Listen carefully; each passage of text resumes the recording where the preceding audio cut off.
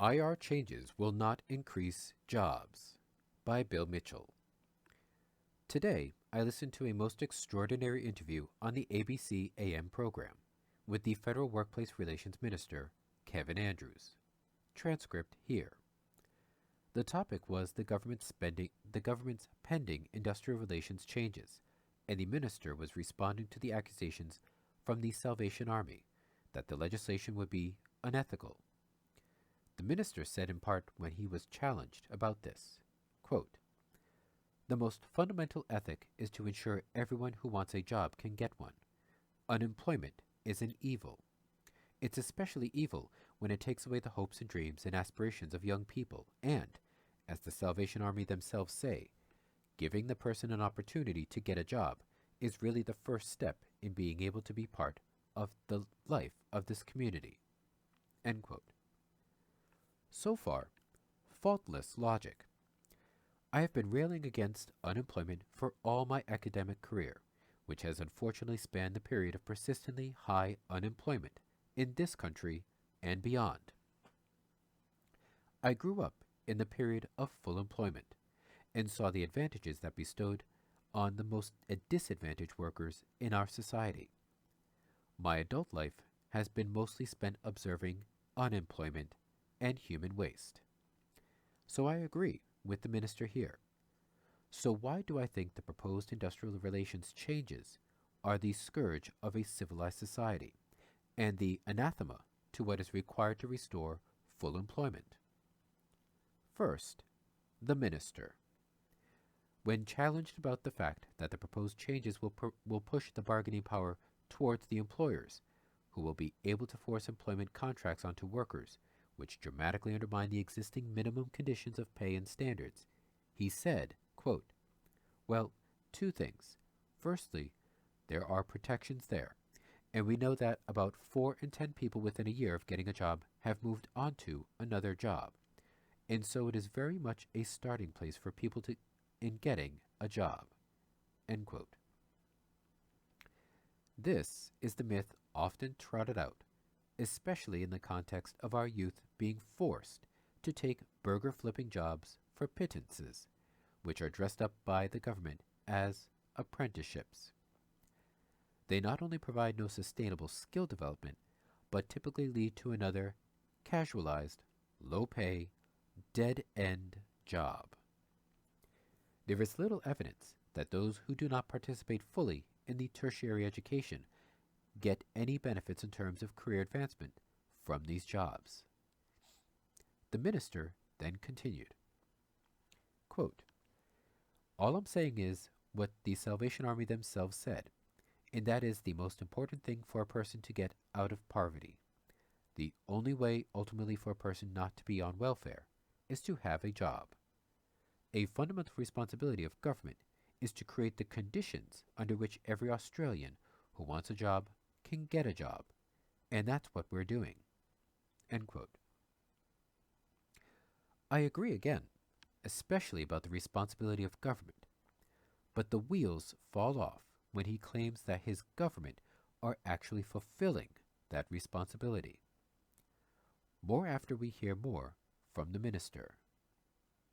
When challenged about the fact that the government will allow vulnerable workers to trade in paid public holidays, shift loadings, etc., the minister trotted out the tired party line.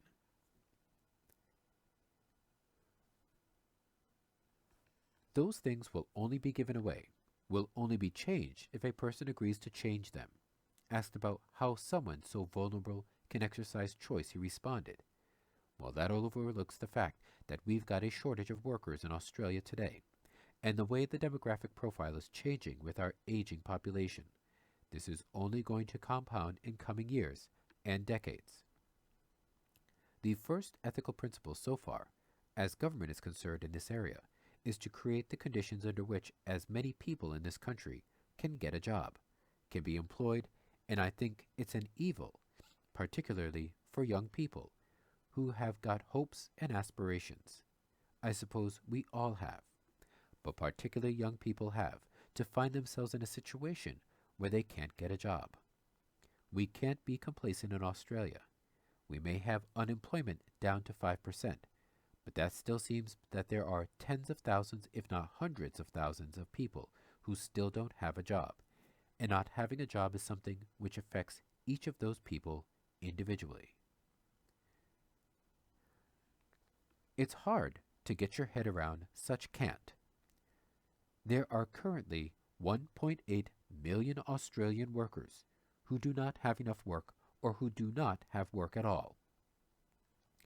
Billions of dollars have been pumped into the ideologically driven job network ostensibly to train the most disadvantaged workers and make them job ready, to use the vile nomenclature of the government. So already something is wrong here.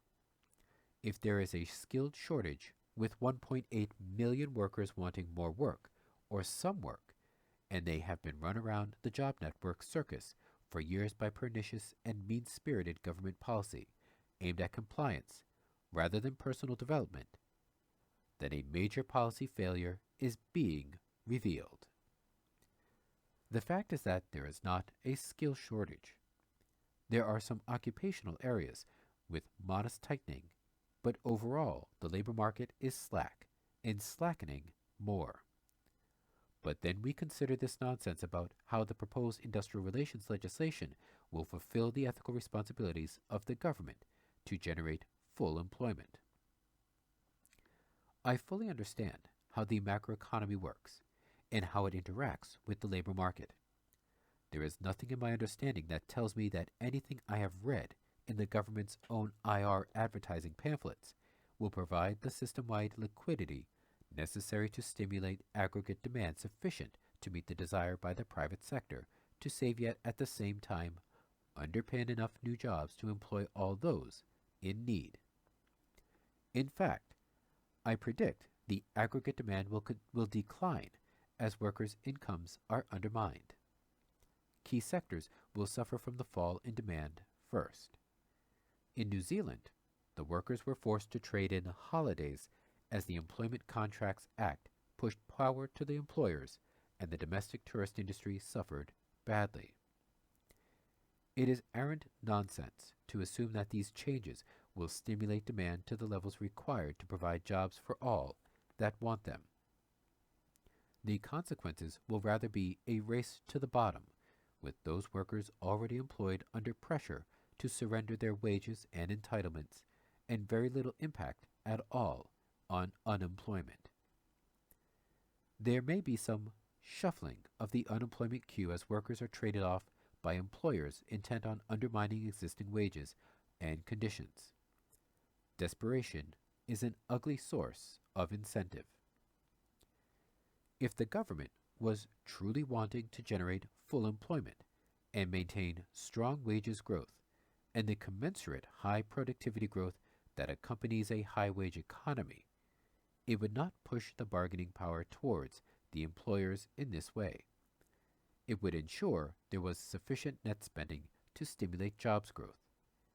The easiest and most inclusive way to achieve this is to introduce a job guarantee. That would be an ethical thing for the government to do. But instilling fear into vulnerable workers and forcing them to act upon the basis of desperation and poverty is really equivalent to state terrorism, and we should declare war on it. But then this government and its predecessors have been running the policy agenda such that high unemployment has persisted for 30 years now.